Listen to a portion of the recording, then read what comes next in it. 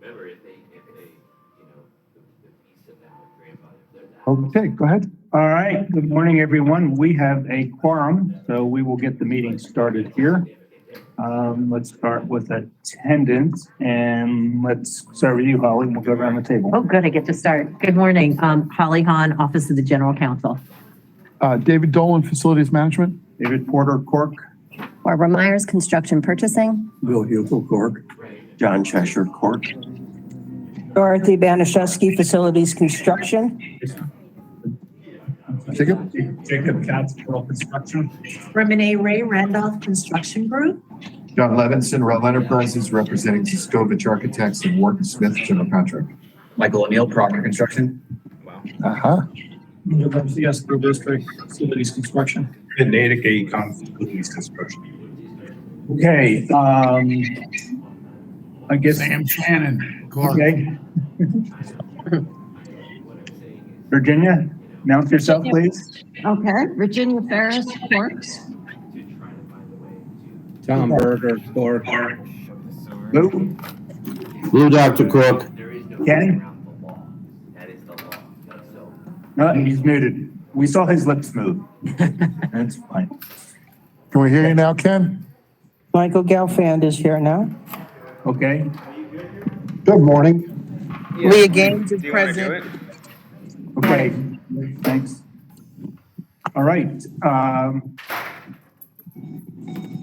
I have nothing to report going down our agenda. David, Anyone? can I ask a question very quickly? Yes. How many are we over quorum? yeah, it has to be recorded. Oh, you need to run. Not yet, but I may get a phone call from a judge. We've got 10 at the moment. And we need 7. We need 7. We're 3 over. You can leave when necessary. I will not leave unless I need to. Okay, that's fine. You can tell the judge to wait. Like that. Wow, yeah, we're really winning. Okay, anyone with a conflict of interest for anything we're doing today? Not hearing or seeing anything from anyone online or in the room. All right. CORC report. Lou, it was submitted last month, and you can do another one for us? Yes, Chairman Barbieri acknowledged the receipt of the CORC report and that copies were included in each one of the board members' packages, and there were no comments or discussion. And you can do one for this month, I assume? Yes, sir. Thank you very much. We're to staff updates already. Okay, good morning, everyone. It's been a busy month since the start of school. So, as you saw by some of the items that were on this month, we're doing a little bit of catch up on some of the work that was done over the summer. We're doing catch up on the paperwork. I've got 3 items that I want to discuss. I'll try to go through them quickly, but first one is for everyone's record, I want everybody to know that our Blue Lake Elementary School, which Angel Garcia was kind enough to open on time this year, we have our dedication for that school coming up Thursday, September 22nd. I think it's at 9 in the morning. It's a nice little opportunity to see the kids and appreciate the new facility. In addition to that, we also have an OpEx operational excellence symposium coming up with staff, with the operations division staff. It'll be held at Dwyer High School, and it'll include some of our vendor partners that we use that are our regular partners to try to help us improve on how we do what we do, and focusing on some things like safety and security and recruitment and retention, and how we can focus on customer service and responsiveness.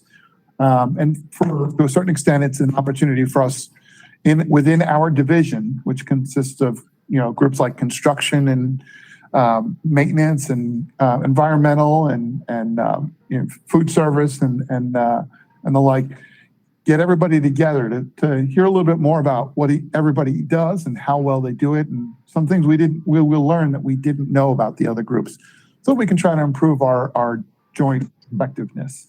So that is coming up on Monday, September 26th.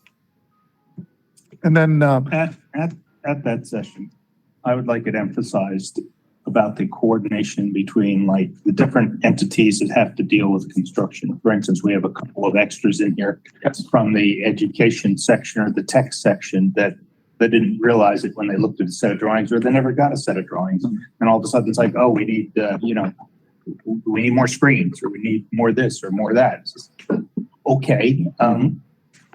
Somehow they need to be trained a little bit more to read a set of drawings, or gotten into the part of the picture sooner, so that we can get as much stuff into the GMP onto the construction drawings as possible. Because we all know that one little 8.5 by 11 piece of paper that comes after those drawings is never going to get done correctly.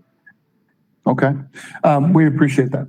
Again, as we hope that what we gain from this will give everybody an awareness of what we do and how we do it. Not just the construction. You guys happen to be construction oversight, but it's coordination with food service and how they do what they do, and how we can help them, and how maintenance can help them, and how environmental helps maintenance, and how environmental helps food service, and what they do for each other. So that we will focus on that. And I specifically put this on for that topic because I knew it showed up, and it's not the first time that we've had this discussion about our effectiveness. To a certain extent, we acknowledge there's a planning component. We need to plan better. We need to give more time.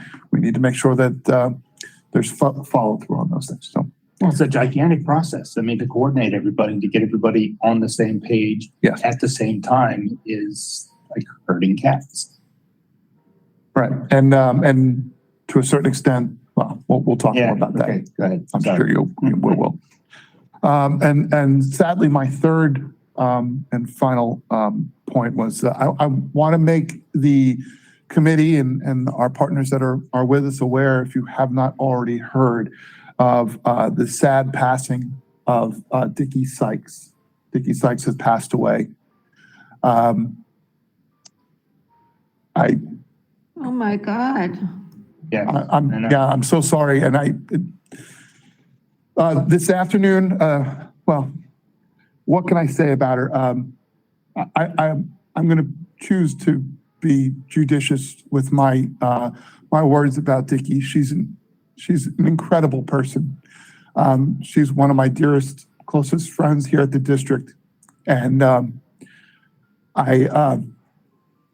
she's, considering what she's been through and all that she's done for the district, she had more energy than 10 of us put together. If you've all met her and you all know her and have worked with her, she's incredible. She had so much strength and so much resilience. I will forever miss her. I wanted to let everybody know that. And in fact, this afternoon, the school district is holding a ceremony at Summit. Her office was at and maintenance's facilities were at on Summit Boulevard. We're holding some ceremonies this afternoon. There are two different programs. The first one will be held at 1:30, sponsored by the Office of Diversity and Business Practices. Those folks are an incredible group of people. The department is going to be fine. There are a bunch of strong people who know how to take care of business. And while we will certainly miss Dickie, that department will continue on and do their job quite well. And in addition to the 1:30 program that Diversity is holding, we will also have a separate program at 3:30 this afternoon. That one will be led by Mr. Sanchez. And that'll be a very special, momentous event for us. David, Yes. is it appropriate to extend CORC's sympathy? I think we can. I don't know how we do that except through Dave. I mean, he Through can. Dave, yes, if Dave could Yes. offer. Certainly will. Yep.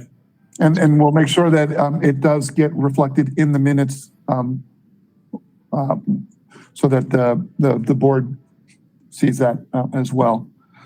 But I will certainly take your sentiments with me this afternoon.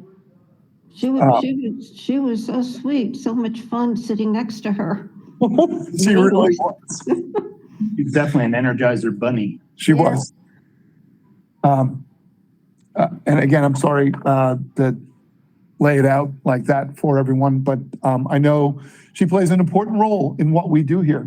And I know we've had some discussions and we will continue to have discussions at a later time. And we certainly want to further our participation, our diverse participation. If not just for her, but for the well-being of the district. We do better when we include more.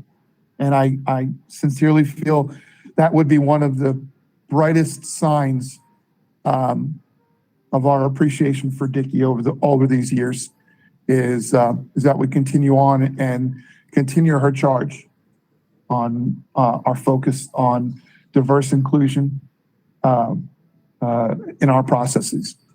So with that, I'm Dorothy, do you have any comments? Actually, you did. Yeah. Maybe our chair would like to. Does y'all know who that is? Yeah, almost unrecognizable, but this is what retirement looks like. Yeah. I've still been working with Jim and his wife at their house over on the west coast of Florida, and he sent me this with a big, gigantic smile the other day saying, "Man, I love retirement."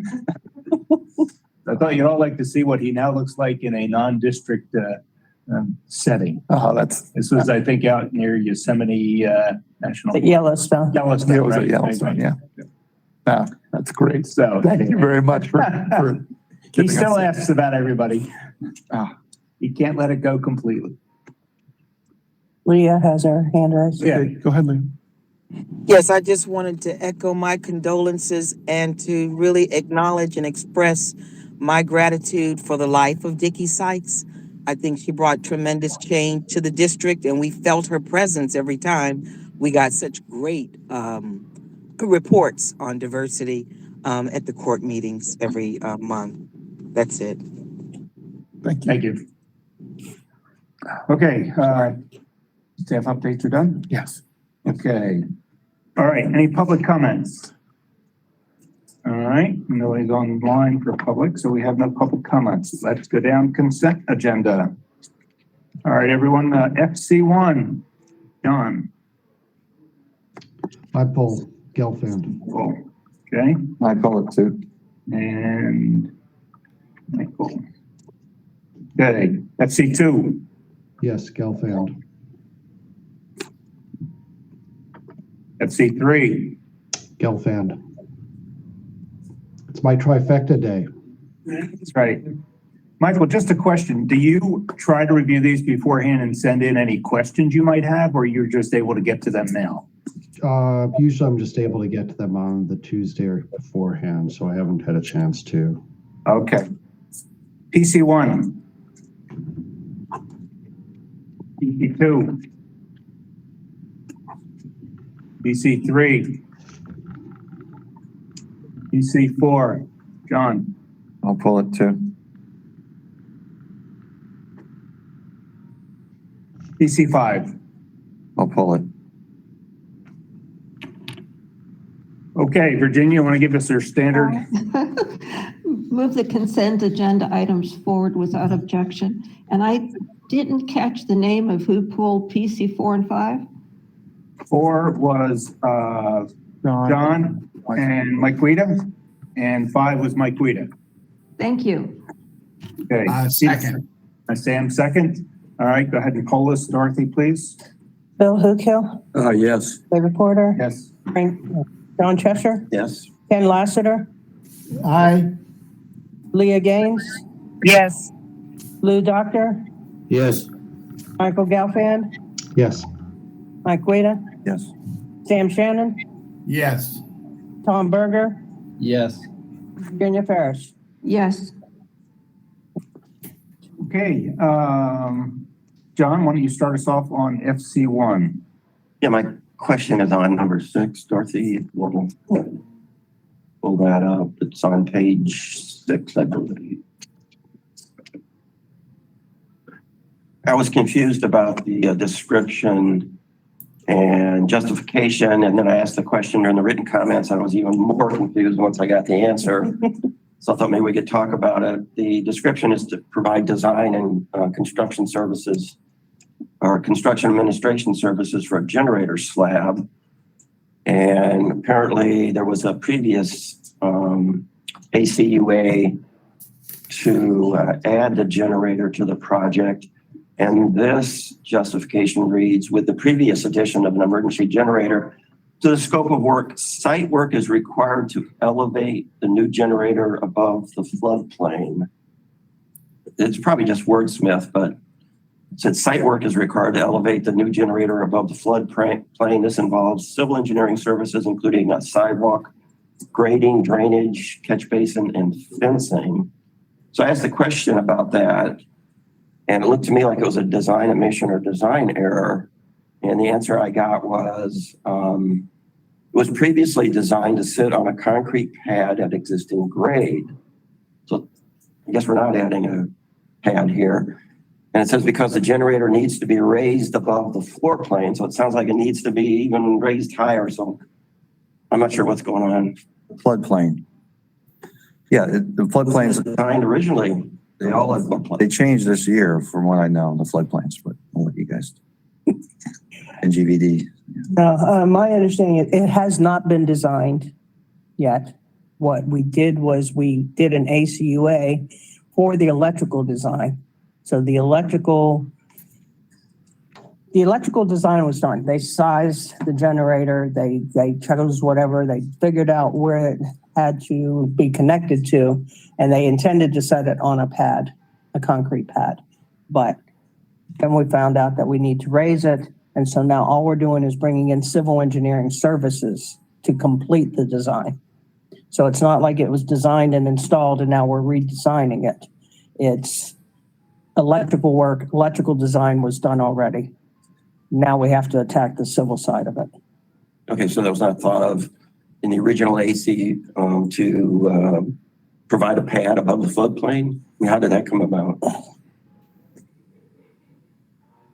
Clint? Let me try and clarify it a little bit.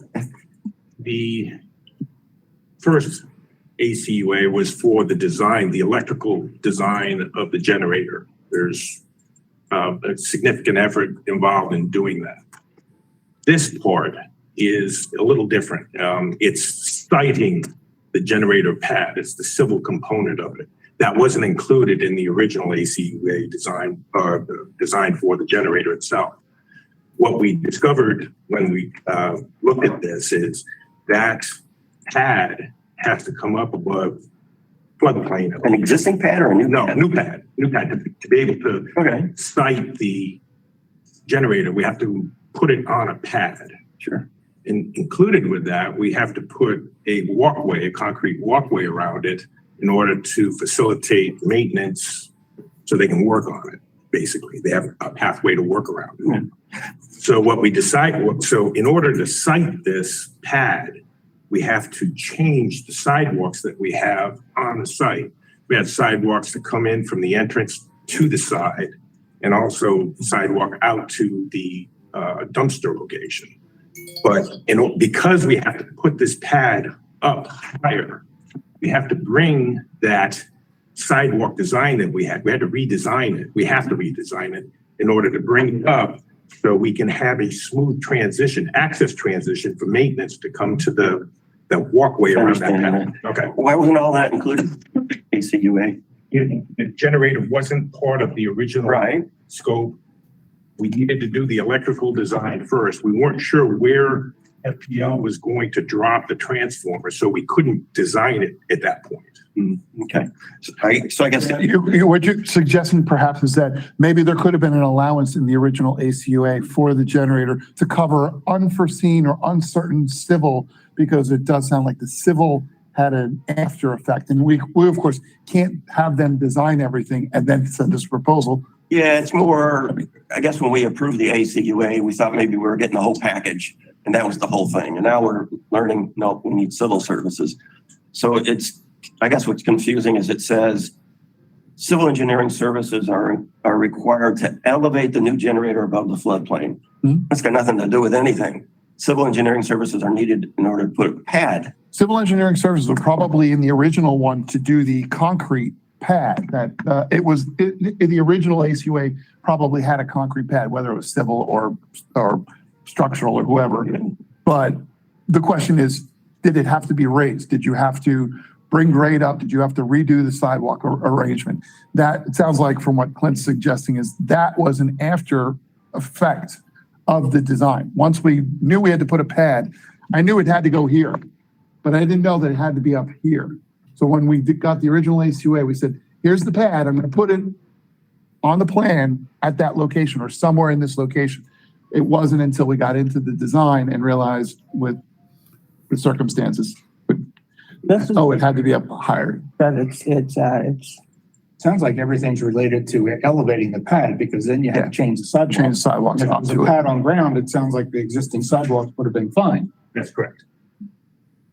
Okay, that's all. And that generated into civil. And so it was, ankle bone connected to the knee bone that just kept growing. Just wasn't described very well for me. No, and like I said, perhaps with forethought, we might have thrown extra money in for civil as not to exceed or something along those lines to cover unforeseens. But You didn't know it. we had no idea at the time. I would think it probably went to building code services and they said, you got to You gotta bring it up. You got to bring it up. That's putting a generator in that's going to be flooded. Mike Guida. Good segue on that. The plan reviewers for the school board, when we approved the ACUA 2, was a permit in hand? Was that permit revision submitted for review and approved, and then it was priced? ACUA is just for the design services. Yeah. So we were paying them to design the generator. And when they submit for the electrical portion, when they submitted that to the building department and they recognized that it had to be elevated. So this is in response to the building department? yes, and this is just additional design services. This isn't for the construction. Okay. If we had bootlegged this and didn't go for a permit, we wouldn't have a problem. There you go. Tom Hogarth, if you're listening, didn't say that. No, nobody ever does that. Well, and I was going to say, and I have somebody sitting to my right that I always try to keep on my good side is I also don't want to, these guys don't want to enter into having consultants do additional work without having the contract in place. Because I know we always have to update our POs and update our contracts before we do the work. So sometimes it's the chicken or egg. You'd rather have them do the design work and then tell me how much it costs. So at least I know what the problems were, to know what they anticipate. So I have a full scope one time, but it doesn't always work out that way. Mike. If I can add further, it seems like the engineer didn't know what they were doing because it's in the guidelines that a fence needs to be put around every generator. That's in the guidelines, so that should have been anticipated. And The fencing is a function of how the pad is sited. And what a lot of effort or a significant consideration was to make it easily accessible to maintenance. Part of this design was to locate it in such a fashion that they would have a smooth transition, a short distance, a smooth transition to come into the pad. We didn't know that up front. We didn't know where the transformer was going from FPL. So we had to redesign that area that Dorothy pointed out to accommodate it in the most efficient manner possible. Okay, that's clear. Thank you. And Michael Gelfand. On a little different tangent, when we're dealing with generators, are we now ensuring that the generators are high enough, and that also includes the switching and boxes so we don't have water issues? Yes. Yeah, that's all part of that requirement. Everything has to go above the floodplain. That is an open source that water can get into. Thank you. Okay. there's nothing else on this one, then I need a motion from somebody. Move So to I've got a go couple forward of without questions. objection. Excuse me? Second. Hold on. Hold on. Michael, what? Somebody have something? I was gonna say, Yeah. That was only item 6 on FC1. Did Right. anybody else have other? anybody else have another? Anything else on FC1? Yes. Okay, Michael. All right. Going to 2 and 3, dealing with Addison Meisner. Apart from the phenomenal number of changes on this one, we're still dealing with security and after the fact items. Now, these aren't huge dollar amounts, but these are items that should be caught earlier. Is there a reason why we're not? Do I want to revisit last month's discussion? Because it's the same discussion, different sets of scopes. Yeah, I mean, it's still continuing. Okay, the premise behind a lot of these things, and Angel's with me, I don't, would you care to elaborate? Because I don't want to step on. So police goes through a plan review process with us during the design of the school. And Hey, come on up to the table so I can hear you. I want to make sure they can hear you. well, school police goes through the review process during the design of a school. And they try to capture everything that they believe is required for the safety of the school during the design. And that includes perimeter fencing, gates, card readers, A-phones from exterior doors, surveillance cameras where they believe it's most efficient, whether it's a 270-degree coverage or a 180-degree coverage or a 90-degree coverage based on the angle of the camera and the view, the side of line. They also go into the intrusion alarm of the school. So they do all that during design. But as the design progresses and construction begins, they don't back away and leave the school. They continue to visit the school. They themselves do the intrusion alarm in-house. They continue to visit sites, and they continue to pick up on things that they missed, that they now are looking at it for the second time and realize that, you know what, this is a spot that needs a camera. This is a spot that needs a card reader that we missed. We added a camera here, but looking at it now built, it's better to have it in this location rather than that location. So remove the camera from there, put it here, change the angle of the camera from a 90-degree camera to a 270-degree. They're constantly doing that all through construction. It happened at Addison. It happened at Blue Lake. It's happening at high school. We're in construction a year and plus months in the high school.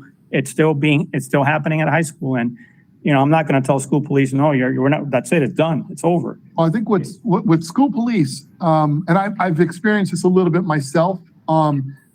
Sometimes, and some of you are designers, and you see something on a plan in 2-dimension, and it doesn't translate quite as easily into 3-dimension. Oftentimes we get snagged with cameras with covered walkway. You see that on the plan, you see a covered walkway and you think the camera's pointing in the right area. You don't realize that the line of sight from the camera down, pointing down at the covered walkway may end up covering part of the view that they were looking for. So adjustments need to be made. That's a small example. And I realize that's probably not where you're going with this, but what we are saying is that there is always there's a never-ending reevaluation, especially by school police, even so far as to say on our security measures that we're doing on existing schools. We may go through and do a school, and school police evaluates it and comes back to us with a list of things that we need to upgrade and improve. It doesn't mean we then put it on the shelf and go away. That school will continue to be upgraded and reevaluated for different circumstances over time. So that's why I think. Let me just add one last thing. So on schools that I have completed with the contract, meaning the CM has been closed out, school police has continued to visit that school, and they'll request additional, like a card reader that they completely now realize they need, or a camera. And now we handle that through school police, through the vendors for the district outside of the CM. But my point is that this effort doesn't stop at design. It continues through construction. And in my experience, it sometimes continues after construction is completed and the school is open.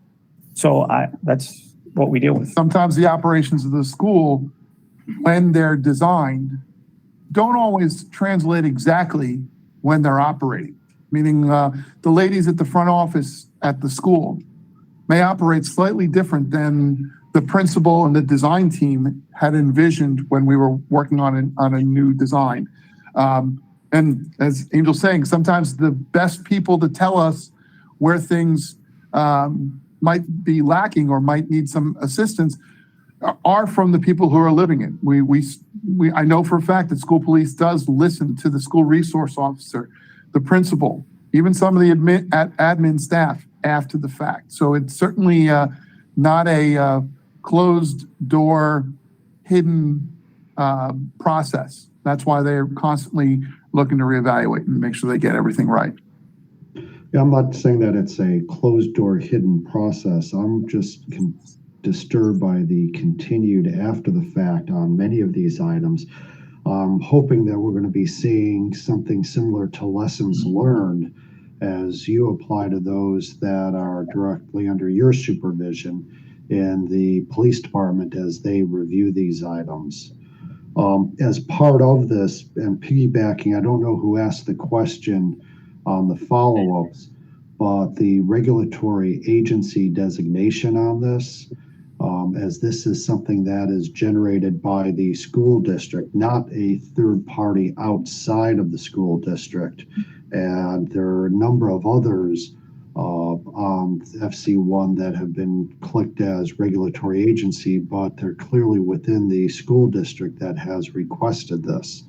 And I don't know, Mr. Chair, if this is the opportunity to discuss that or if it should be at another time. But I question whether a regulatory agency where we've usually seen that where a municipality or some other political subdivision has required it as opposed to our own staff requirements. Yeah, I just think that's something for staff to hear you as they just did. And, you know, when it's not an outside utility agency, then it's a district request. When it's security, it's not a regulatory agency, which is fine. I mean, it was requested and it needed to get done. My thought on security is that we've seen enough of these and know the process that not everything's going to be picked up by looking at a two-dimensional drawing. I don't care if it's even an engineer or an architect that's looking at that drawing. Everything's not going to get picked up as it would when you walk the school. I just think we, going forward, understand that some of the contingency money we have is there for these types of security improvements to make sure that the school is fully protected. I don't see this changing. I see this as being just a standard process that I think we have to accept. So anyway, Michael, anything else? Yeah, on that, has the State Department of Education come down with its criteria for what is a safe school? I'm not asking what that criteria is, but have they provided that specific guidance? We're not aware of it. Alrighty. Moving to number 7 quickly. Is there a reason why we needed a topographical survey for a sidewalk?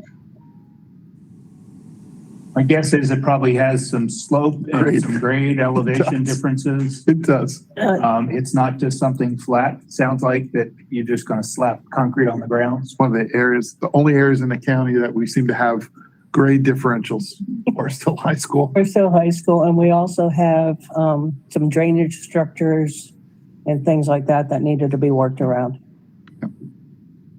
Last but not least, I'm sorry, on 14, the 3 inoperable vehicle lists. Is there a reason why those weren't addressed originally? It would seem that if you've got 3 that are inoperable, why are we building around it? I'm going to go back to the West. This is West Tech, and I'm going to try to say it as gently as I can. This was not a facility renewal. I know I say it every month now, but West Tech wasn't a facility renewal. It was actually on the referendum as a straight school improvement. And we're basically going in every effort to spend every last dollar that was designated for this project. And I think I mentioned last month. So we will have these things that come rolling in. I think I'm not sure if it was last month or if it's this month. We have the garage doors. I think it's this month. We have the garage doors. It's another scope item where we basically said, okay, well, here's a way to improve the school within the balance of the money we have available that will show benefit. And this was one of the many items that the design team and the principal who operates it's both an adult ed and a high school program at West Tech. They work together to try to find the areas that would be most beneficial with the money we have left. And this was one of them where they basically said, yep, we've got one that we can do. And the other three, if we can get rid of them, they are no longer an impediment to doing something else with the space. So it's in the mechanic area of the school? It's garage bays. Garage Yeah, bay. these are garage bays. So they could still pull cars in and work on them, they just won't have lifts. Right, or marine boats. You know, it might be an easier program for the school to determine and go that route. Okay. And with that, by eliminating these, it's now no longer a hazard, challenge for them to operate. Okay.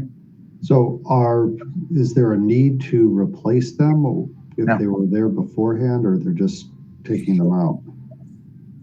We're taking them out because the programs that are there now, and again, I recognize that sometimes schools, especially adult ed type schools, the programs might change. The industry has ebbs and flows in certain areas. I can't say that it'll never be needed, but certainly right now the principal's made it clear, and the adult ed department has made it clear that these were not needed for any of their programs at this time. All right, thank you. Last but not least, on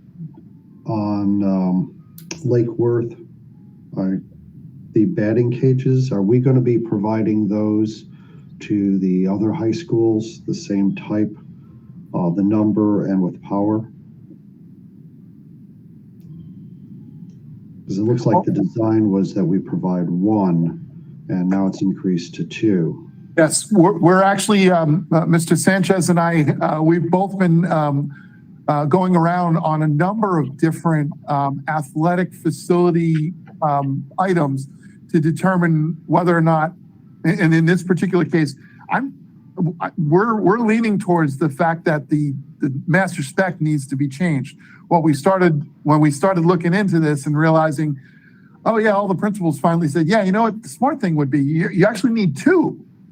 Why would you guys ever put, oh, well, no one ever told us that. So it's kind of one of those things that it's a learned lesson for us. And that's, at this time, we're looking at this as an opportunity to go back to Building Code Services and see if we need to update our master specs and our facility list so that, our, prototypical facility list to ensure that we do too.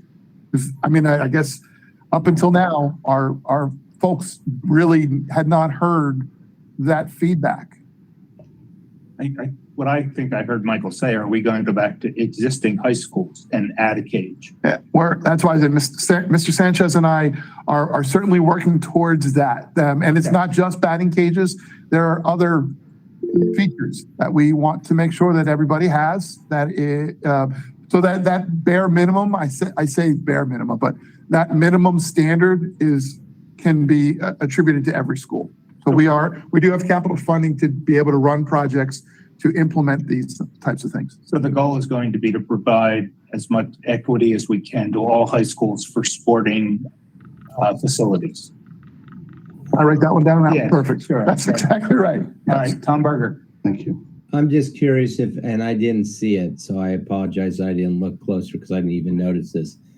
But is it a separation of the cage by a separate fence or by a net? Angel? I don't know. Unknown at this point, Tom.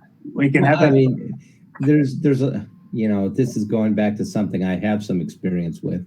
There's a lot of cages in Palm Beach County schools that have 2 cages separated by a net, which sometimes is dangerous, but it's not that bad, versus a fence, which is better, that separates them.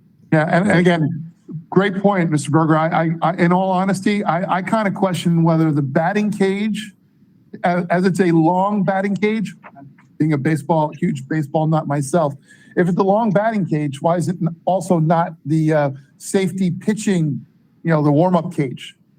And if that's the case, then you definitely want to have one on each side, right? If it were part of the operations of an actual live game, and if you're warming up your next pitcher and you don't want to put him out there down the third base line or down the first base line, if the batting cage can also be utilized because it's a long batting cage as a pitching warm-up cage, then yeah, you definitely want to have them separated. So it's a point well taken.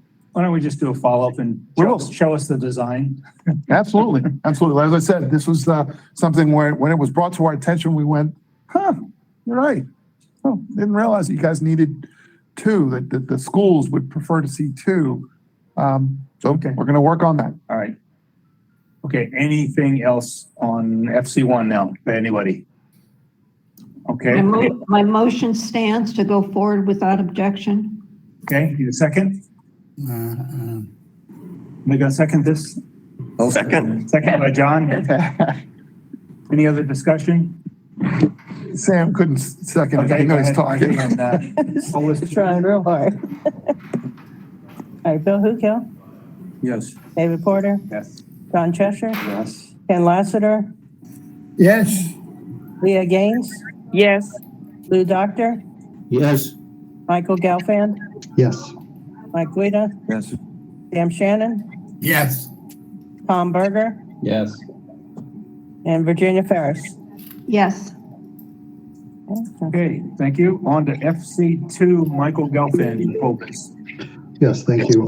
The causes unforeseen conditions. Excuse me, is there any reason I wasn't called on the Oh, vote? goodness, I'm sorry. Yeah, Frank is on. Frank Simon signed on at 9:15. Go ahead. Sorry, Frank. Please poll Frank as well. Yes. What's your vote, Frank? You're okay? Yes? Yes. Okay, thank you. Sorry about that. Yeah. You snuck on there, Frank. We didn't see you. Mike Gelfand, go ahead. Yeah, it's shown as unforeseen conditions, but the justification indicates that it was. And, I know we've discussed West Tech and, very attuned to and want to support adult ed in all sorts of ways. But this does not seem to be an unforeseen condition. My thought was that it was unforeseen only because it didn't get picked up during any inspection of the school, but then was realized that, oops, they're not working as great as they should. Let's fix them. Right. And it was, in fact, the principal did come down and say, like late in the game of, have you guys actually tried to open our garage doors? Because the runners, we all know our garage doors at home, right? The runners, they get a little bent and they get cattywampus, they're out of alignment, and then it screams and it's hard to operate.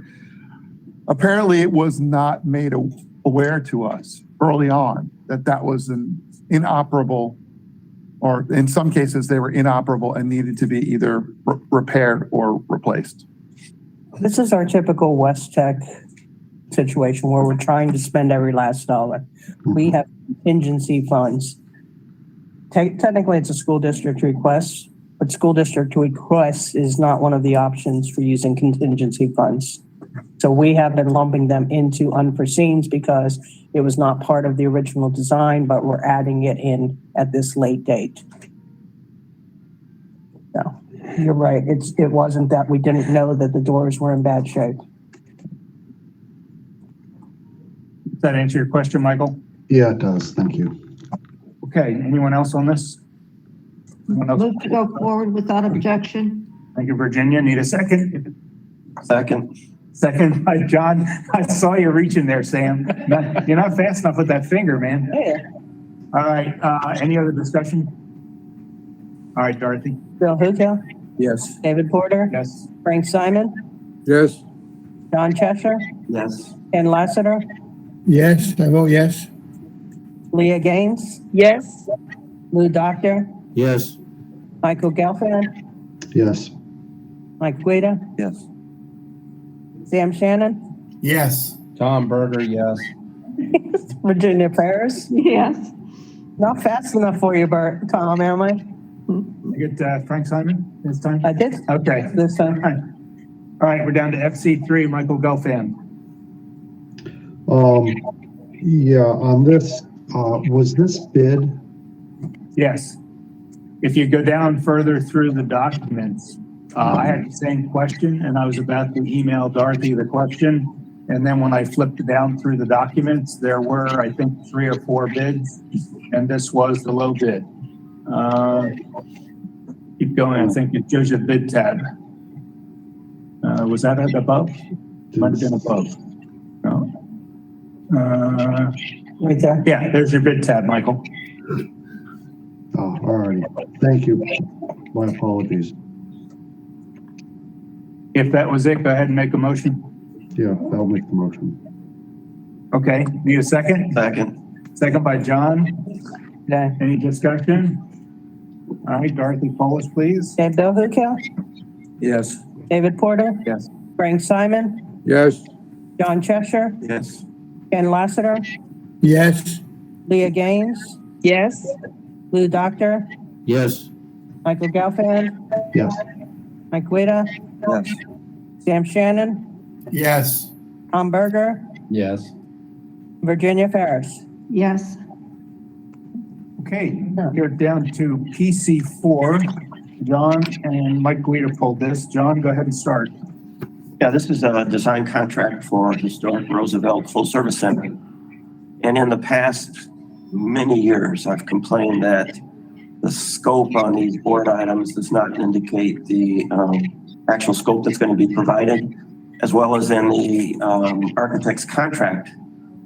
The scope is not there. And the reason I was told it's not is because either the school district doesn't know what the scope is, and we'll figure it out later, or, well, don't worry about it, the architect knows. And we don't want to put too many details in the contract because it may change later on. And the other issue I had was with the fee breakdown on civil engineering services. What is included in the civil engineer's costs? Are there surveying, or is there geotechnical, or what's in there? And I fully support this item. I just wanted to say thank you, Barbara, to you and your staff. This item addresses all those previous problems I've had with design contracts. There's a detailed scope of work, and there is the civil engineer's fee included. This is necessary because, you know, we're responsible to checking the fee and make sure that it is reasonable, and the board needs to know what the project is and what the contract is. So this is an example of a good board item. Thank you. Okay, excellent. Good. Mike Guida. Was there a question in there that needed to be? No, it was a compliment. It was a compliment.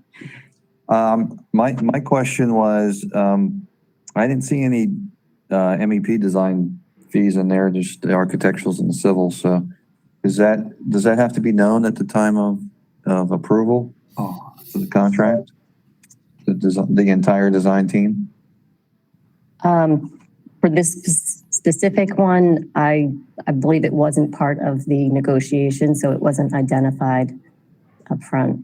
So we're going to get a separate contract for MEP services? No.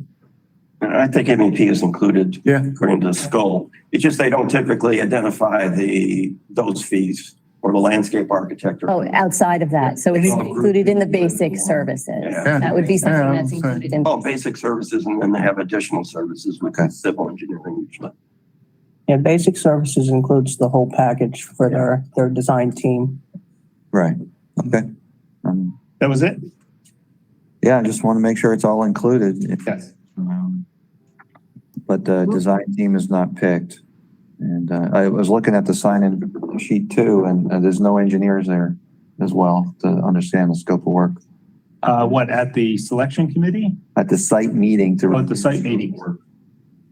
That's on the architect. The architect is the one hiring the MEP and paying the MEP, and the architect's getting paid for that service. So if the architects didn't do that, Shame on them. There was a master plan done on this program that they were all aware of that bid on the project. And the master plan architect was not allowed to be one of the architects to go for the RFP. So there was a lot of information that was already given to each of the proposers of field investigations and photographs and master plan drawings. So a little bit more than they typically get for going out to do an FCA project where it's just a walkthrough saying, here's the space, deal with it. And the reality is Roosevelt full service, that historic Roosevelt High School is an old campus. So from an HVAC perspective and an electrical infrastructure perspective, there's not a lot there. There's not a lot of reconditioning existing. It's going to be brand new. Plumbing's probably all new because it's probably all cast iron pipe. So they'll yank all that rusted cast iron pipe. It is. But all PVC pipe in. Yeah, civil, all that stuff. Anything prior to 1972 in this area is cast iron. There were no water agency permits, waste stormwater permits. So there's no storm basin on the site. It's going to be a brand new project other than keeping a couple of buildings. Yeah. And we're going to keep the shells and then work from that. Okay. I move that PC4 go forward to the board without objection. Okay. You second? I'll second. Second, I think, is that with Sam? Yes. Yay, My mic's open. Okay. Any other comments? Discussion? All right. Dorothy, Paulus, please. Bill Hookell, Yes. Dave Porter, Yes. Frank Simon, Yes. John Cheshire, Yes. Ken Lassiter, Yes. Leah Gaines, Yes. Lou Doctor, Yes. Michael Galfand, Yes. Mike Guida, Yes. Sam Shannon, Yes. Tom Berger, Yes. and Virginia Ferris. Yes. Okay. Last one is PC5. Mike Guida, you pulled that. Yeah, I pulled it. This is for construction management services. Is that correct? Yes. Just a simple question, knowing that I'm trying to understand the process. I'm relatively new to the whole thing. So, has a permit been issued on these, on this project? We hired the contractor like within weeks of hiring the architect, and it's a CM at risk. Therefore, the contractor is tasked with watching the architects and the engineers to make sure they stay on budget and they don't do stupid stuff. What it shows different words, but It's my profession, so I can say say that about him. So that process has worked tremendously for 20 years. We've sometimes deviated and gone design build and had it thrown back in our face. I don't think in the 20 years I've been on CORC, we've ever done an actual design bid build where it's actually hard bid. Small jobs sometimes get hard bid. Roofs will get hard bid. But when we do a full project, it's CM at risk, and that has served us really well. Yeah. Which is why you're seeing the contractor get hired based on qualifications, not based on a fee, not based on anything. It's qualifications based for this job. Right. Okay. So that's the process. Yeah, and that pre-construction services is simply to, as you said, oversee and help to validate the efforts that the designers are going through so that we get a good product. Right, and the pre-con services that are being approved is a negotiated item with purchasing, but typically it's been at a fairly consistent percentage. I think it's a 0.08. About that, and then add the reimbursables to it, and it's about 1%. About 1% of the proposed construction, the RFP construction budget or construction estimate. Thank you for the question. That's a good point. Okay. I'll move forward to have it. All right, we have a first by Mike Guida. Need a second? Second. All right, Sam, he kept his mic open again. All right, any other comments, questions? And wide awake. All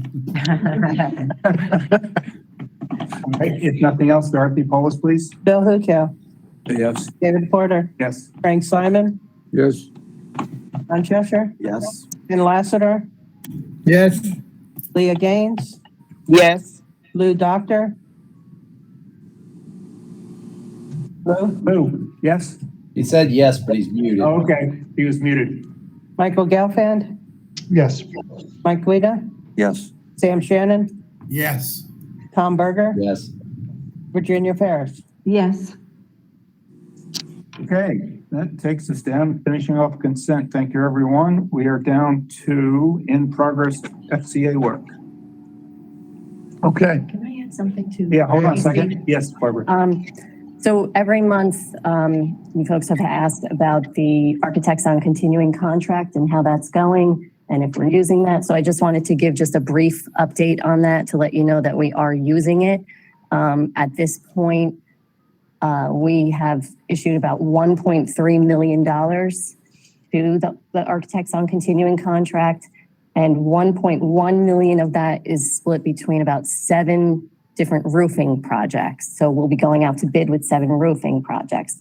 Now, the goal for this was, of course, to add some of these smaller FCA projects in, and we are actively working on that. You'll see. We are moving forward very responsibly to have a good plan in place and to have the scopes developed and the funding in place for each of them before we do the actual assignments. And we have 2 that are just about ready to be rolled out. We have 7 pretty much following right behind that, and then maybe another 6 more the following month right behind that. So I just wanted to let you know it is. And there are all sorts of different scopes, not only are they facility renewals. I know we've got media center projects or as part of our capital plan for this fiscal year and years to come. We're upgrading the high school media centers. One of our big requests from our board was to try to bring them all up into the 21st century modern system. And I think we've got 6 of them 4 of them that are going to be under design, and then we'll go right into construction, and then either another 2 or another 4 that will get into design this year. And how are you planning to divvy up those jobs to the 10 firms that were selected? I mean, That's what we're working on are now. you picking on their skill sets and trying to match them up skill set wise? That and past performance, maybe schools that they've worked in the past that they might be more familiar with to help, to bring some economy of scales to the project. We're taking a few things into consideration. Location of the firm. That's why we want to look at, all of them that are coming and sort of make a plan for that.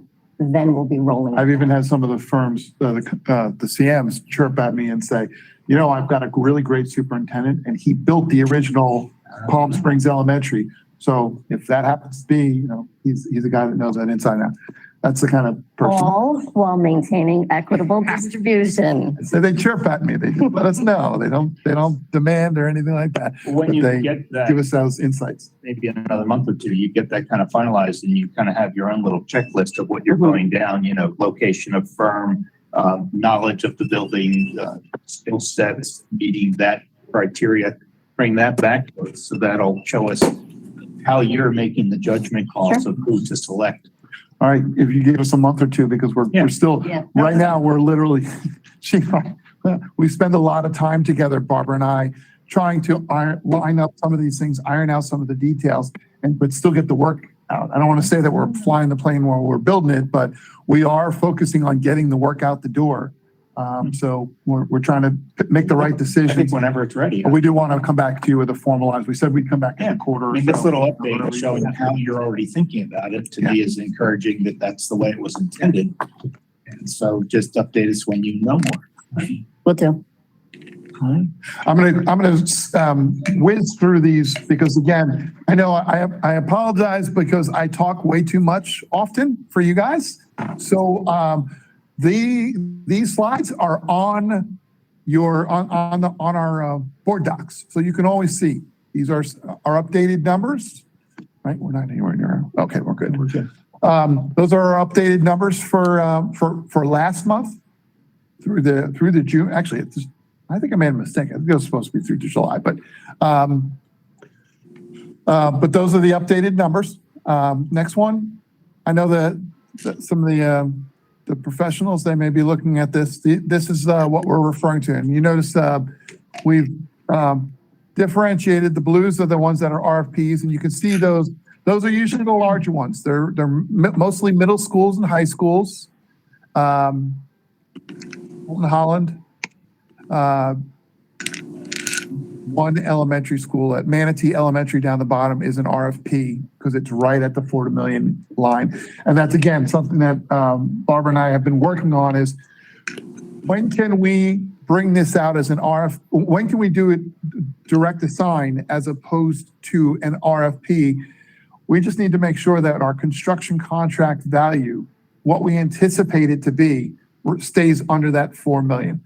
So if we're too close, if we think that based on the scope of work and the dollar values, we're at 3.85. And yes, we have had that where we said, well, come on, we're at 3.85. That's under 4 million. We could put this out. Yeah, that's kind of too close. We don't want to take those chances. So in some cases, we will put those as RFPs. So you'll see that list. Virginia, you got your hand up? Yeah, just a proofreading comment. Correct the spelling of Boynton Beach. There's an N in Boynton. Oh, boy. Yeah, I see that. Yes, thank you very much. We will absolutely update that. I'm hoping that's the only one, but I'm certain my spell check is not the best. You mentioned Fulton Holland. I don't see that on the list. Ancillary at Fulton Holland. Yeah, $5 million. There's quite a bit of work to be done there, both inside and out. Okay, we did a whole bunch of work there 2 years ago or 3 years ago. Yes, Okay. and we're continuing. We have other projects ongoing to upgrade, to improve the spaces at Fulton Holland right now, like office spaces and whatnot. This is my standard list. You'll notice that September, there are no GMPs. And that was, I know my staff is probably watching this, and that is my fault. I looked at Coral Sunset, and I was not happy with it. And I weighed in too late on it. And so I was not ready to bring it forth because I know you all will look at it with a fine-tooth comb, and I wasn't satisfied we would be there. So it is currently slated for October. Now, there's it might even be moved to November simply because, we have a process internally throughout the district that there's certain levels, people who have to review it. Certain people who shall remain nameless might not be in town anytime soon. So it forces me into getting some of this work done soon. So I'm not 100% sure I'm going to have all this stuff done for Holly to validate. So October is our goal, but we'll see. Mike Gelfand? If I can pop back for a moment to Fulton Holland, regarding changing offices and design, is there any look at to see how we should be redesigning offices generally in light of remote working, and whether the district's going to be looking at its policies concerning remote working? Okay. Well, yes, we're certainly always looking at that. I can't speak to the details of remote work David, possibilities at this time, I but believe at the end of September, the board is going to be considering, they're going to have a workshop on a new policy that will provide the guidelines for remote work. Like I said, if you check board docs, I believe the policy is either the latter part of September or the early part of October. It's going to be policy 3.77, and that's going to be workshopped. So that would be an opportunity to review the policy as well as comments on it. Chris Garrison, sounds like you have extra information for us. Yes. I just logged back in. I had been gone for a few minutes, so it was fortuitous. I'm trying to keep this under wraps if you wanted to weigh in on this. Yeah, so currently we're scheduled for a workshop on policy 3.77 on October 12th. And as was mentioned earlier, it will provide the guidelines for remote work.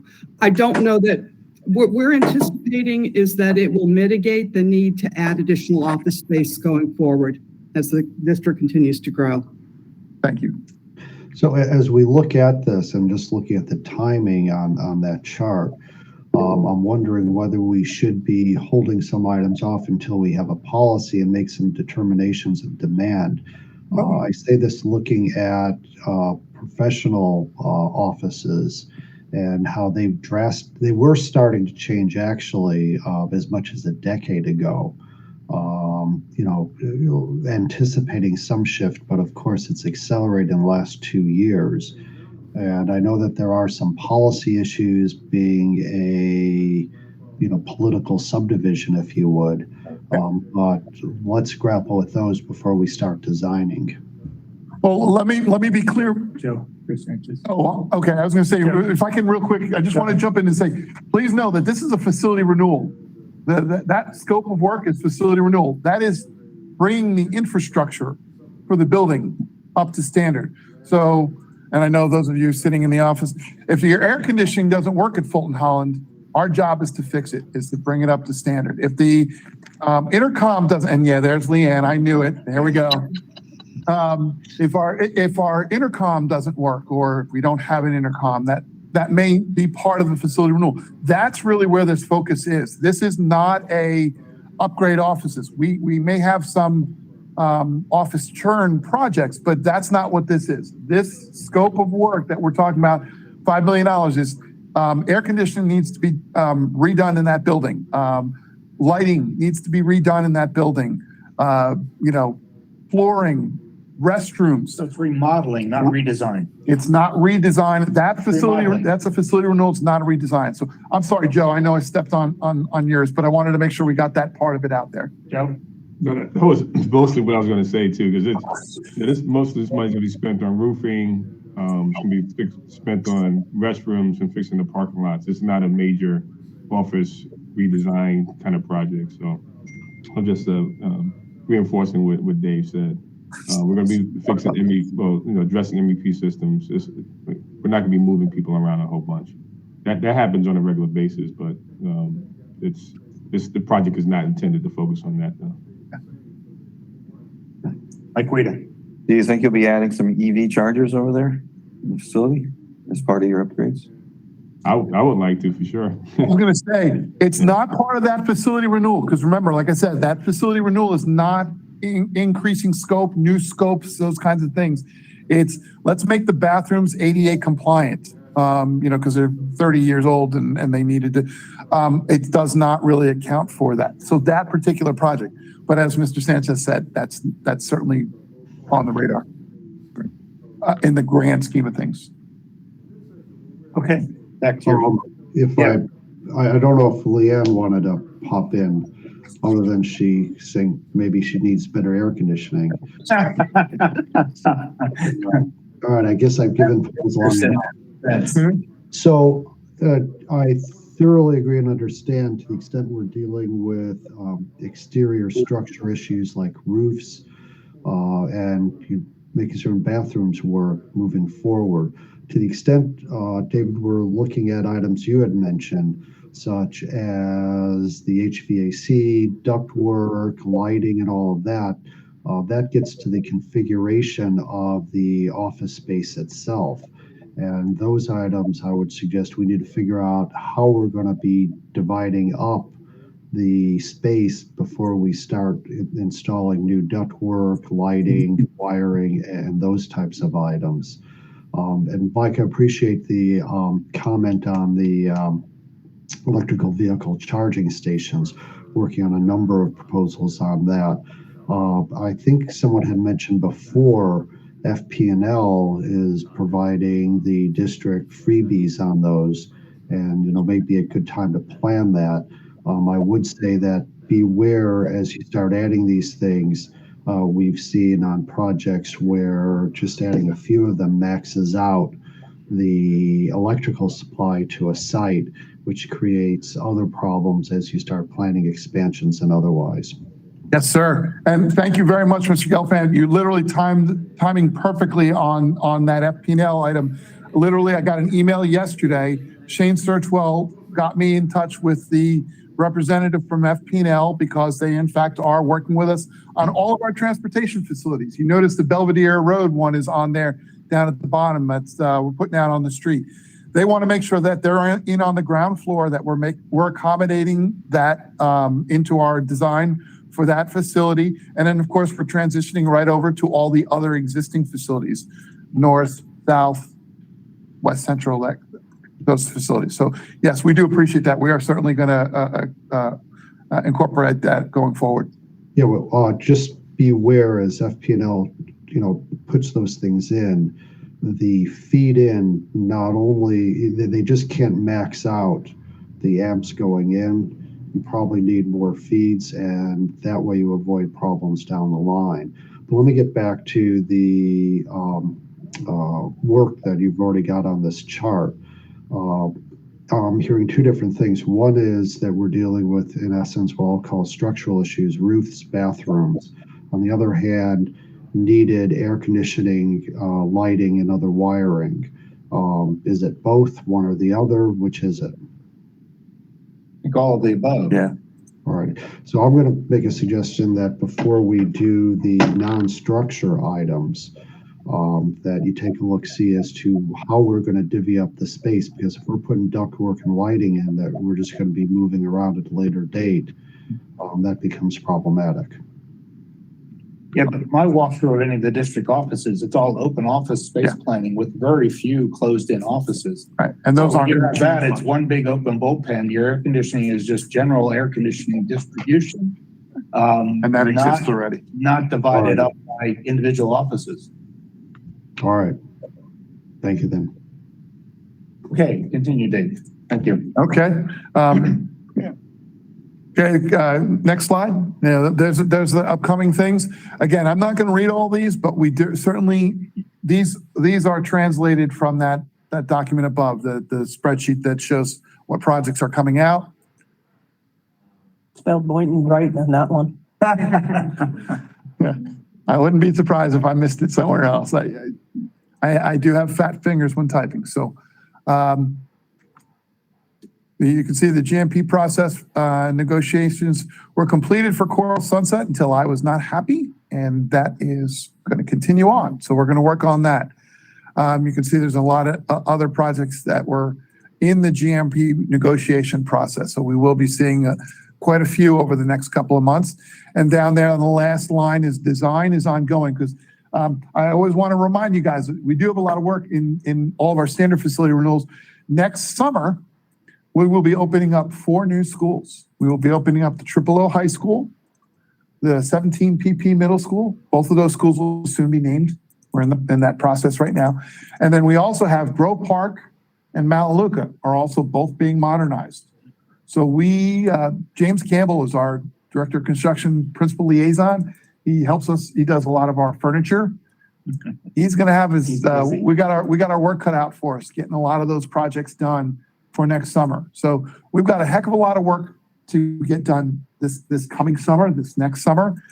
And then, but immediately, while those are all being opened, grand opened, I've got 3 more that are starting up construction. So we're really hitting the big time now, because Pine Grove, West Drive, and Winbrook will all be knocked down this coming summer. James Campbell may want to go back in the principal. James has been a huge addition for us. He's excellent. Well, he got all this good training from our program at Seminole Ridge Construction Academy. Right. So That's right. you should know everything about construction. Okay, next ones. Again, I'm not going to go over these. These are, and I wanted to say we had 23 facility renewal projects that are all ongoing. You can scroll through them. Jupiter Middle, Lake Worth High, Olympic Heights, moving along well. Dwyer, other than the fact that the SPA for Dwyer is she's not doing her job, the project's going well at Dwyer. Oh, that's Dorothy. Never mind. No, I'm kidding. She's doing a great job on Dwyer. Who came up with that shower tile design? Are they behind it if you don't Come on. Do you think it costs twice as much to install that tile for the tile guy to read a drawing and get it right? I've always said I'm never allowed to pick colors, so I'm not going to. I'll defer to someone who's better at it. Yes, I'm not, but I like it. Okay. There's some more right there at Banning Creek flooring. That's In general, are you finding any prices coming down? Any lead times getting better? Is it all the same? Well, right now, I don't know if anybody else is doing it. We are not seeing too many things coming down. One of the big fears and concerns is concrete. I don't know if others have, but I know for a fact that two of our modernizations where concrete is absolutely imperative. And I know one of my folks sitting in the room knows very well that I think CMEX even, limited our pours. We were supposed to be doing 2 pours a week on both schools, Grove Park and Malaluka, and they've now limited us, I think, to 1 pour. It's actually Meshmeyer that we're both. Oh, it's Meshmeyer? Yeah. Okay. And wasn't there something about, we've been hearing that you have to do the pours at like 2 a.m. if you want large volumes or something like that? Correct. And that's relatively common, even when concrete is more available. We prefer starting early in the morning, but no, there's definite limitations and allocations, and we have to be very specific in how we schedule our pours, and we're only allotted so much a week for both of those projects. And then the lead time is like 6 weeks to put your order in. You have to map out almost 2 to 3 months in advance, and you have to hit those dates. If you miss those dates, you won't be able to pour that section for a month later, potentially. I mean, it's very challenging. And I know for a fact on Malaluka, you had two of them scheduled, like a Tuesday, Thursday, and they came in on Monday and were like, you're not getting Tuesdays. We'll get you Thursday, but you're not getting Tuesdays. That's happening very commonly right now in the concrete industry with all mixed suppliers throughout South Florida. And if you're 1 truck short, don't call up. You ain't getting that extra truck. Yeah. Devastating. So it is certainly a challenge for us to make sure we stay on task. And even so far as I know you talked about lead items, those aren't getting better terribly. Some of our projects at Grove Park, I know for their focus is they've already got their temporary generator lined up because they know they're never going to get their permanent generator lined up delivered in time. So they've locked it down and said, I got my temporary. So that's what has to be done. They're going to make sure that they get the schools open. So is there a shortage on concrete block as well? Or that's not as much of an issue? We haven't had a problem with that, but concrete block is used not as much on projects that we do. It's a lot more concrete cast in place. we do tilts. Yeah. I guess that was my kind of point. I mean, is it even worth considering changing some of the tilt wall to concrete block designs because of lead time issues? So the root cause, just to share with everybody, the concrete issues is cement and getting cement from the manufacturers out to all the ready mix supplier companies. Obviously block is made from cement too, so I'm sure block is impacted with it also. It has to be. And if we start using up more concrete block, then there'll be a shortage of that. That'll be going to timber frame. Keep going, sorry. Okay. Again, Triple O High School, very active with the principal. They should be naming the school, and I know Ms. Garrison's working on the boundaries with the boundary committee for this. But this school is, if you drive by and see it, you're convinced that why aren't they opening it? Because it is pretty far along. They've got a lot of work done, and I know I shouldn't say it, but they're actually on schedule to be done and have it ready in May. That we would want to open it, can't guarantee anything, but we're cautiously optimistic. Good. Some of our photos. It's really good, especially in this marketplace. Yeah, these guys have done a nice job of procuring in advance, and there are a lot of things that they got that they probably didn't need to order it so far in advance, but it was there, and it basically gave it. So, well, once it's there, let's get it in. Let's get it done. That's just one part of the problem. Then it's the problem of actually getting enough workers, and that sometimes you can't predict until the day before the sub shows up. Yeah, we've been talking about that too as well. Okay, Blue Lake Elementary. You notice there, TCO on August 5th. Punch list is still ongoing. The school, of course, opened, and as I mentioned, the dedication ceremony is September 22nd. I'm very happy. I'm happy because not only is it's a great school, it's a beautiful school. And I think what we're going to do probably Angel doesn't know it, but I'm going to probably have some either video, have them do some video, some photos, and perhaps work with communications to get, some of that video footage out to you guys as quickly as possible. Because I'd really like, short of actually taking a walking tour through the school, I'd like you to actually get the feel, what it feels like with kids in the school, operating. The school opened up on time, and after like a day of operational adjustments, even our, knock on wood, even our transportation challenges, parent drop-offs, pickups, the buses and all that stuff, has been really strong. The principal has played a very active role and could kind of get the feel for where, doing things like figuring out where the kids needed to be staged so that when mom and dad were picking them up, were they coming down from the third story? No, let's bring them down to certain areas where we can stage them and get them into the car sooner. So, again, a lot of times we get asked on our projects, whether it's minor projects or major construction, can you fix this? Can you go build something so that they can improve the traffic? And the answer is oftentimes, well, we can do certain little things, but a lot of times it's the operations, and we work with the schools to make sure that they optimize their efforts. And that's the case on this school. The students that are in this school came from one-story schools, two-story schools. One. They all came from. So how has that adjustment worked with now kids having to go vertically up 3 floors? I'd have to get back to you. I think that would be something to get the principal's feedback, because sure, I know we're doing a lot of 3-story schools now simply because our pieces of land are not as big, so we have to go vertical. That's right. And we just did it because we had to, not necessarily because we wanted to. Right. So it'd be nice to get that feedback with those little kids having to now go 3 flights of steps. Right, because it's They really didn't have to do anything before. It's two and three because it's K1 is on the first floor, 2 and 3 is on the second, 4 and 5 are on the third. 4 and 5, I'm less concerned about. They're capable. It's really the second and third graders that as you say, how are they transitioning to that? And I will take that up and ask Seth what kind of feedback. Because we designed the stairs for, regular stairs, 7-inch stair risers or something. We don't design them little 4.5 to 5-inch stair risers for little smaller legs. Okay. So it'd be just an interesting feedback. Yeah. For us to know going forward, just do not think of a 3-story school, Okay.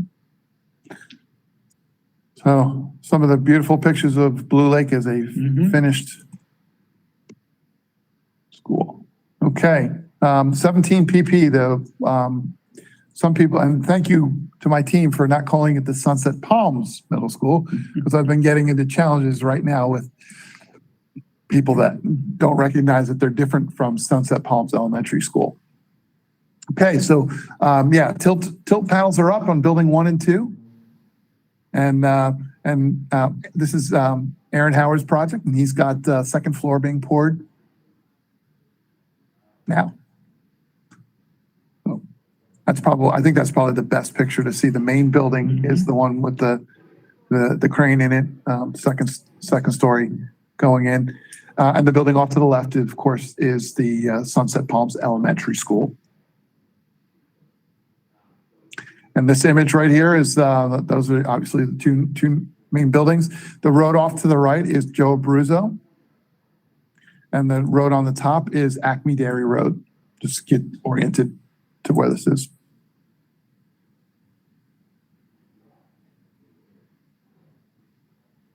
Yeah. Okay. Del Prado, a couple of months ago, you saw the core expansion project. It's just underway. We've got the temporary serving line in place, and they're in progress on the demolition. They haven't got very far, but they're on the move. Grove Park. Well, I just drove by. I was gonna say, you get to see it. Yeah, we had some, one of our little minor snafus, and again, I appreciate the little ones, was the school was already knocked down over the summer, but when school started up in the fall, the flashers were on to slow traffic down. So yes, we did have to reach out to the county. Thankfully, we have a county traffic task force. And immediately, ironically, it was actually the county traffic engineer who had said, I live right there. I drove by and I had to stop there this morning. There's no school there. Yes, can we please have that taken down? So yes, they are underway, forming and That's military and industrial. Next to the office. yeah, that right there is military where her cursor is, and that's Industrial. No, it's an economy word. International or something like that. I can't- investment lane. Investment. There we go. Investment lane.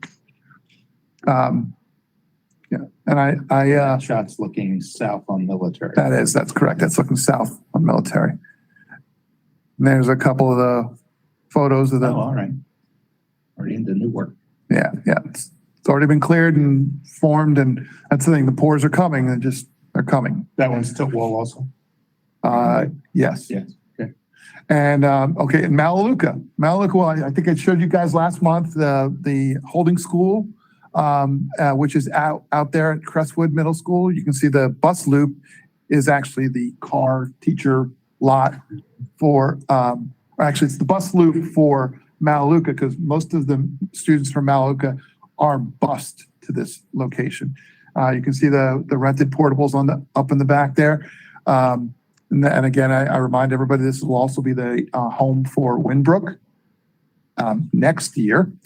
And then not much to show, but again, same thing. They've already, those two existing buildings we couldn't demo them, we couldn't consolidate them. So they are incorporated into our design. And I can't even remember, Jacob, is one of them's the cafeteria or? No, one is going to be repurposed for the administration. The one on the left and the one on the right is the media center. Media center, that's what it was. Kind of spaces, yeah. Non-classrooms though. Non-classrooms, okay. And that's it. Okay. There's some kind of a map that tells where all the schools are that are under construction, or I don't know where all these are. I like to pass by. Is that the map that you use that shows where the construction sites are? No, not the particular construction. I have a map of all the schools and it's big and it's on my wall. That's not digital. Well, it's a PDF. I can send Oh, it yeah. a PDF, but it doesn't actually specify, Well, like, it's fine. That gives me Oh, absolutely. That I can get you. It's on the district website, but I'll certainly, as soon as we get out of this, I'll send you over the updated map of all schools. And I think we even have a list. Chris Garrison will probably even help me on this to make sure we get to the, Well, maybe good what information. might be helpful is to have that as a PDF on the CORC documents section and go ahead and circle the ones that are active. And then you can update that 6 months from now with a new map and just circle the ones that are active.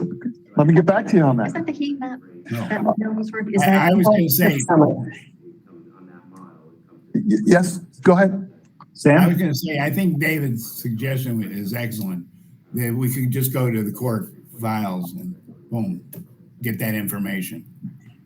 Because we're also probably going to get a couple, or at least one new CORC member once Dr. Robinson's space is taken by the new elected person. And so as CORC members get on and they're new, like Mike, it'd be nice to know where in the world is Carmen Sandiego here. Okay. Well, and I know Dorothy and I had talked in the past when I came on. We don't really have an onboarding for you guys. You know, when a new member comes on, there's got to be some sort of introduction. I kind of gave it to Mike. I was gonna say, letting them know what is the charge? What do you guys do? And I told him we were Big doing help. 2 pages of information at the most and no selection. 1,000 pages. Didn't mention that. Yeah. You fell for it. Hook, line, Oh, and yeah, sinker. exactly. Mike Gelfand. As part of the onboarding, I had thought that we had videoed Bruce doing the sunset part of this, or scheduling some time with new committee members across the board, not just us, to have a update with him or whoever else is doing that. That way we avoid the problems that could occur inadvertently. Right, there was a Sunshine Act and there was a video also that we were required to take on ethics. Yes. And Bruce still does that, and certainly when new members come on, yeah, Mr. Gelfand, you're absolutely right. Bruce Harris will certainly get with the new member and introduce them to those concerns, how they should be addressed. All right, let's move on. Any final questions on staff updates? I've got a question. Yes. This is kind of bizarre enough, but on the Roosevelt Center, the word historic appears ahead of it. Is it an adjective just implying that it's old, like me, for example? Or is it actually an outside agency that's declared to be a historic preserved building? And the reason I'm asking that is there an outside agency that can control design features of the contract, the renovation work? Well, when we go through our state Department of Education process, to Castaldi buildings to knock them down, we got to get approval. It's called a Castaldi to knock them down, right? When we go through that process, that's usually the trigger that the State Department of Education immediately takes that and routes it to State Department of Historic Resources. And then they weigh in on our ability to demolish a facility. So if, not that we are, but if we were to look at part of Roosevelt full service, as a matter of fact, we did. We went to, on Roosevelt full service, on historic Roosevelt, we went to get a Castaldi on the one building. It was the, I'm not sure, I think it was the cafeteria building. It's where we're going to build our new building. We got approval from the state, got the Castaldi approval from the state. And when we went through that process, they had to validate whether or not it met historic criteria. And also, in that case, they also reached out to determine whether or not there was like a regional or a neighborhood historic component that they don't want to give approval to knock it down and then find out that the neighborhood would not support that. Did that process occur on Grove Park? Or was it not historic? It wasn't historic, but it did. So we're saying 40 years that that building has been there. That's not where history begins. Yeah. No, and the term historic is not necessarily, it is not a state designation. Yeah, I think that's what they're doing. I would think the question is for Roosevelt. Is it a state designation? Is it a city of West Palm Beach designation that it's historic, or are we just happening to call it historic? We're just calling it historic, right? Because sometimes that is more detrimental than. Right. There are there may be historic significance. We have a policy. I mean, Michael. Correct. That's why it is not designated as historic. Michael. Yeah, I was going to say we have a policy on that, especially after the Boca Raton and Jupiter.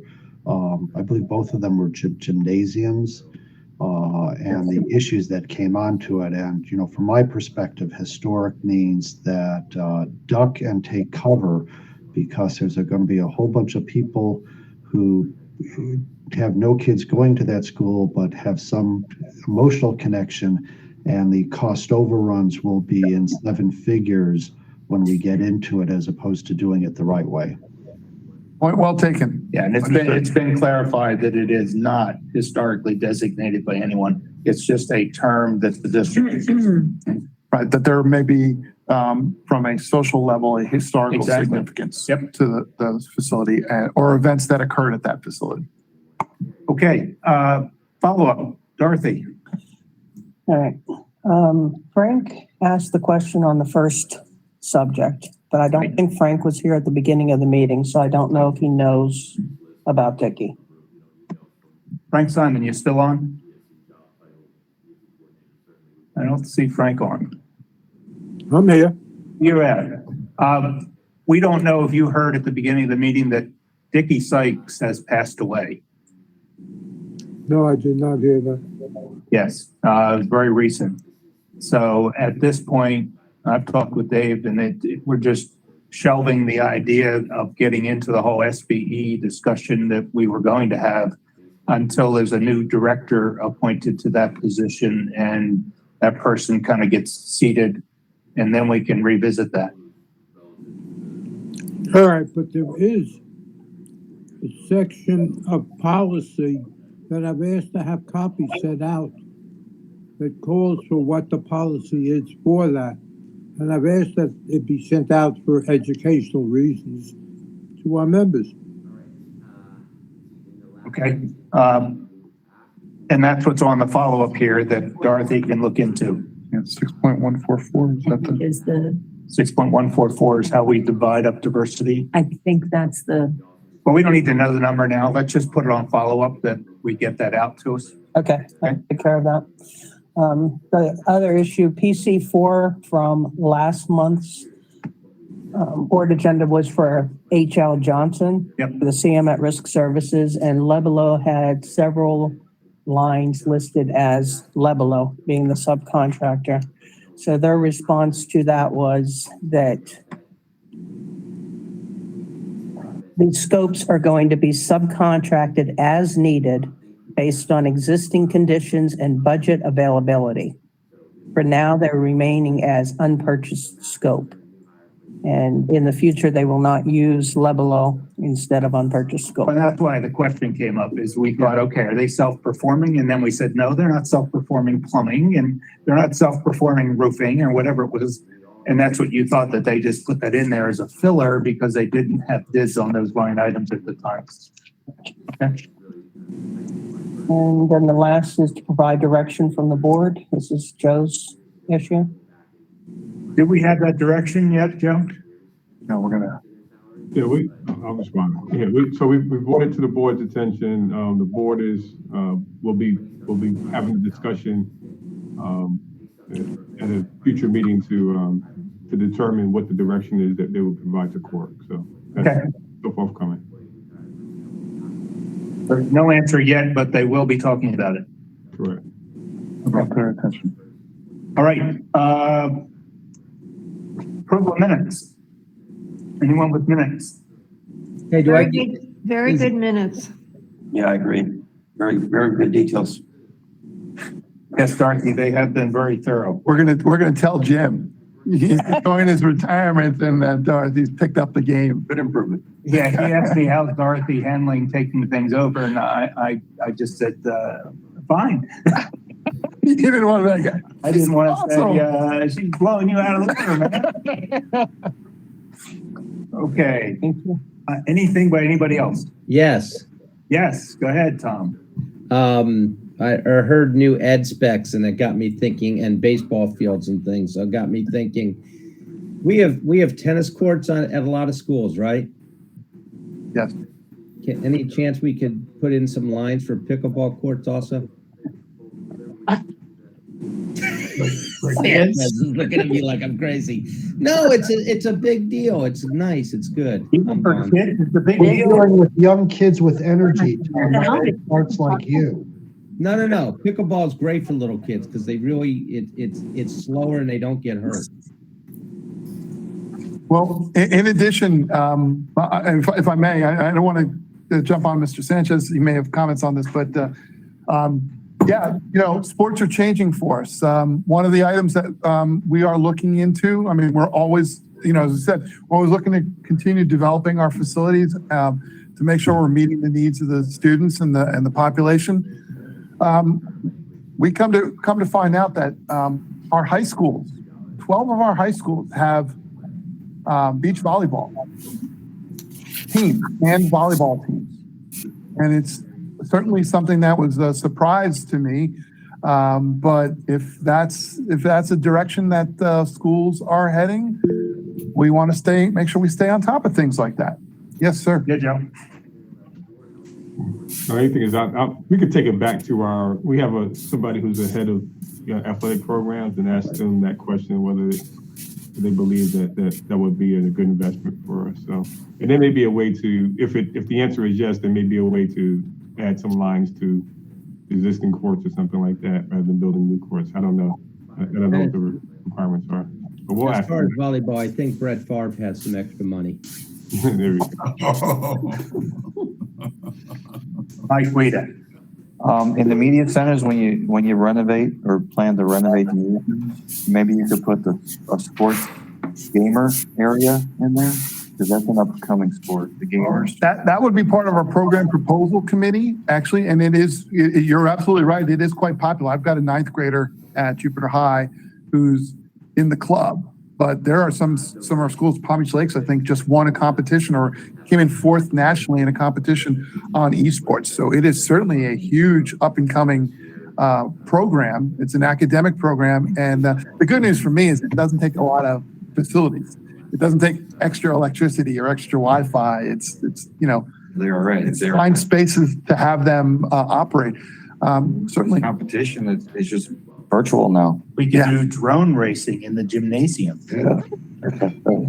Risk management might differ on that one, but we'll come back to that. Frank Simon, I think you got your hand up. Just to tell you that I've been playing for a couple of years on tennis courts that were marked for pickleball with no trouble. It's not as good as a fresh pickleball court, but certainly very usable and very easy to do. If anybody wants to pursue it, I'd be happy to go work with them on it. How much money can we raise in a me versus Frank Simon pickleball game? We're selling tickets. There have been a lot of communities that have been associated with it. They've just transitioned a couple of tennis courts into pickleball courts, and they can still be used for tennis as well. So, a couple lines of paint. Okay, anything else for anyone? Thank you, everyone. Hold on, Jacob. Going to be for public comments? Or? We had it before. Yeah, in the beginning of the. Oh, I'm sorry. Go ahead. Just 3 quick comments. Number one, I appreciate hearing the updates on Olympic Heights facility renewal. That happens to be my high school alma mater. And I think Loggers Run Middle School is coming up for GMP. That's my middle school alma mater. That goes well for whichever contractor and design team is working on it. Number 2, I know Angel Garcia is no longer here, but there was a question about the batting cages and whether it's a net or a fence in between them. I didn't know the answer either, but I texted my team over there. They did say that it is actually a net, not a fence, in between the batting cages. I believe that design was provided to us. I don't recall from who, but we can find that out and coordinate through Angel. And number 3, I just wanted to say a few very quick words about Dickie Sykes. Definitely it was devastating news when we found out at Purtle, and when I personally found out, it was a shock. We didn't know anything that was going on, and I completely respect. I assume Dick wanted to keep her personal health private, and I totally understand that. Over the last few years, we've developed a really close working relationship with Dickie. Had a lot of respect for her leadership skills, and certainly supported and agreed with a lot of the initiatives that she was trying to push here at the district.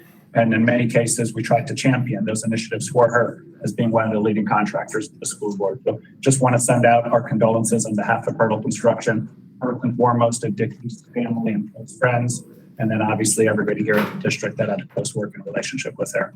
Very sad to hear that. Thank you. Thanks. Okay, everyone on CORC, with nothing else, we are adjourned. Goodbye. Thank you.